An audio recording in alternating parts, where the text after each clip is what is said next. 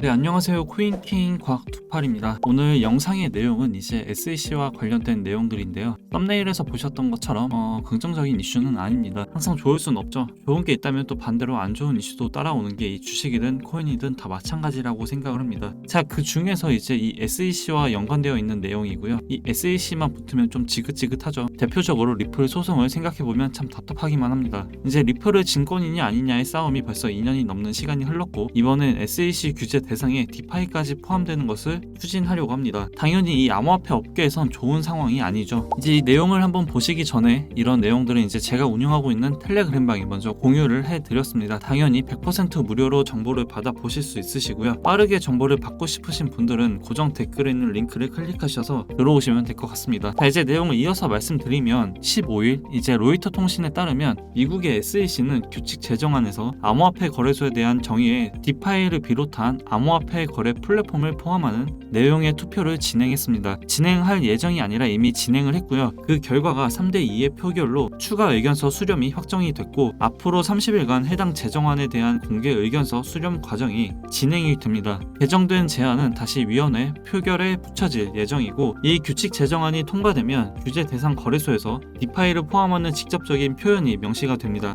해당 제정안은 지난해 1월에 처음 제안된 바가 있습니다. 이제 겐슬러 위원장이 말하는 주장은 디파이 플랫폼은 기존의 비재량적 방법을 사용해 암호화폐 증권의 여러 구매자와 판매자의 주문을 일치시킨다면 이것이 거래소의 정의이며, 오늘날 대부분 암호화폐 거래 플랫폼이 이를 충족시키고 있다고 짚었고, 또 거래소가 스스로를 중앙 집중식이라고 부르든 분산형이라고 부르든 상관없이 마찬가지라고 덧붙였습니다. 우선 저의 개인적인 생각으로 이렇게 암호화폐 관련해 SEC가 혼자서 미쳐 날뛰고 있다 이렇게 생각을 하고 있지 않고 있는 게, 분명 누군가 뒤에서 이 SEC를 지원해주고 있다 이렇게 생각을 합니다. 그게 아니라면 굳이 이렇게까지 할 필요가 없겠죠. 제 기준에서 SEC의 가장 큰 지원자는 이제 백악관이라고 생각을 하는데요. 자, 지금 백악관에서 암호화폐에 대한 자세가 썩 좋지 않습니다. 즉 긍정적인 척 하고 있지 실제로 지금보다 더 발전되게 또는 긍정적으로 보고 있질 않죠. 저번 달 3월 22일 백악관이 의회에 제출한 연례 경제 보고서에서 디지털 자산 즉 암호화폐는 사용 사례가 충분하지 않고 소비자와 광범위한 금융 시스템에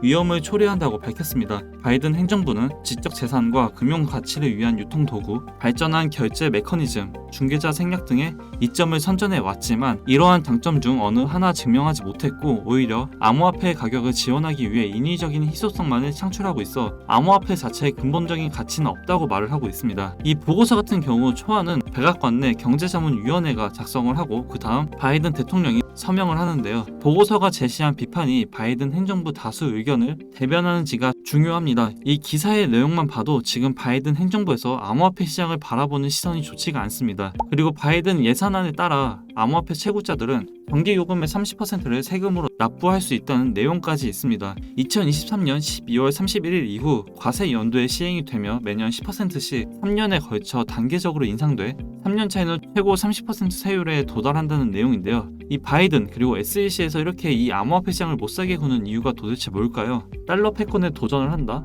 이러한 이유라면 이건 지금 암호화폐를 죽일 게 아니라 러시아, 사우디, 중국 이런 데를 더 신경 써야 되는 시점이라고 생각을 합니다. 그런데 이렇게 암호화폐 시장을 못 잡아먹어 안달난 것처럼 하는 이유가 바로 저는 이 세금에 대한 이유 때문이라고 봅니다. 코로나 때 이미 돈을 많이 푼 건 뭐 전 세계 사람들이 다 알 거고, 그만큼 풀었으면 또 다시 그만큼까지는 아니더라도 최대한 걷어 들여야겠죠. 지금 이미 뭐 주식이나 부동산 이런 부분에 대해서 손을 댈 건 크게 없지만 지금 이 암호화폐 관련해 손을 봐야 될 건 정말 너무나 많습니다. 다른 자산들에 비하면 아직 누군가 손떼타지 않아 이제 시작이거든요. 이 처음을 잘 잡으려고 하는 듯 하고 있고, 지금 뭐 미국 하원 의원이 SEC 위원장직 폐지 및 전문 이사로 대체한다는 법안 발의 계획을 냈는데, 사실상 이런 법안은 암호화폐에 대한 강력한 제재 기조를 내세우고 있다 이런 이유만으로는 불가능하지 않을까 싶고, 이게 된다고 하면 그냥 대장이 없는 상태에서 조직이 운영이 되는 건데, 그게 과연 한 나라를 대표하는 곳에서 정상적으로 운영이 될까 싶고, 만약 그게 된다고 하면 이미 진작됐겠죠. 다른 곳도 마찬가지로 위원장이 있을 필요가 없다고 생각을 합니다. 저 의원도 그냥 암호화폐 투자자들의 표를 얻기 위함인지, 아니면 정말 이 암호화폐에 대한 가능성 때문에 저런 말을 하는 건지 저희가 또 구별해서 판단해야 되는 시점이 장점이지 않을까 싶습니다. 이제 이런 내용들은 영상 찍기 전에 제가 운영하고 있는 텔레그램 방에 먼저 전달해 드리고 있으니까